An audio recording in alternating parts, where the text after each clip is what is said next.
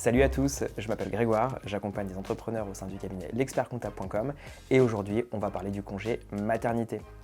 On a déjà fait une précédente vidéo sur le congé paternité, le lien il est juste ici, et là l'idée c'est de vous expliquer le fonctionnement du congé maternité. C'est un tout petit peu plus technique, restez bien accrochés, on va prendre un exemple et vous allez voir, vous allez parfaitement comprendre. Donc déjà, le congé maternité s'adresse aux indépendantes affiliées à la sécurité sociale des indépendants. C'est ce qui sera traité dans le cadre de cette vidéo. On parle d'entrepreneurs individuels, de gérantes de URL ou de gérantes majoritaires de SARL. Si vous êtes dans ce cas-là, restez connectés et on va vous présenter le fonctionnement du congé maternité. Donc, première étape, on doit comprendre la durée du congé maternité. Bonne nouvelle, le régime des indépendants et le régime des salariés a été harmonisé, donc le congé maternité en tant qu'indépendante est de 16 semaines. Ça représente 112 jours de congé maternité.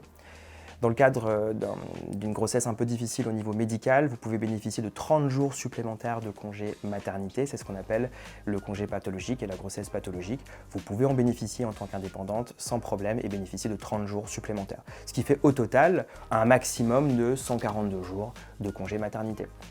Tout comme le régime des salariés, on peut aussi renoncer à son congé maternité. Par contre, il y a un minimum incompressible qui correspond à 8 semaines. C'est-à-dire que le congé maternité en France est au minimum de 8 semaines.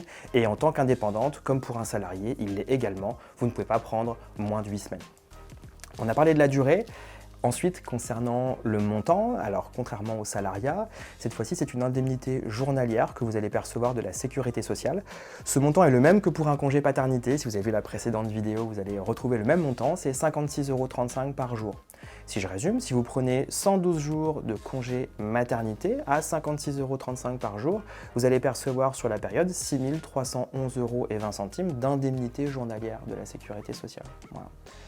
On a parlé du montant.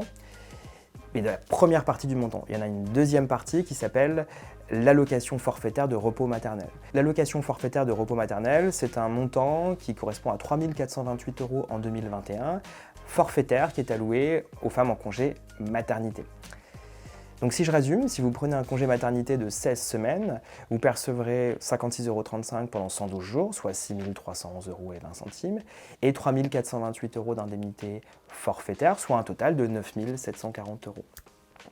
Voilà, on a terminé pour la vidéo concernant le congé maternité. J'espère que c'est clair pour vous. Accrochez-vous au niveau des chiffres. Au final, c'est pas si compliqué à comprendre. Vous avez une durée et un montant, et ce montant comprend deux composantes, une indemnité journalière et une allocation forfaitaire.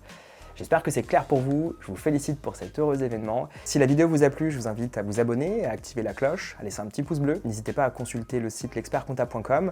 Vous avez plus de 5000 articles pouvant vous aider dans le cadre de votre projet entrepreneurial. Merci à tous.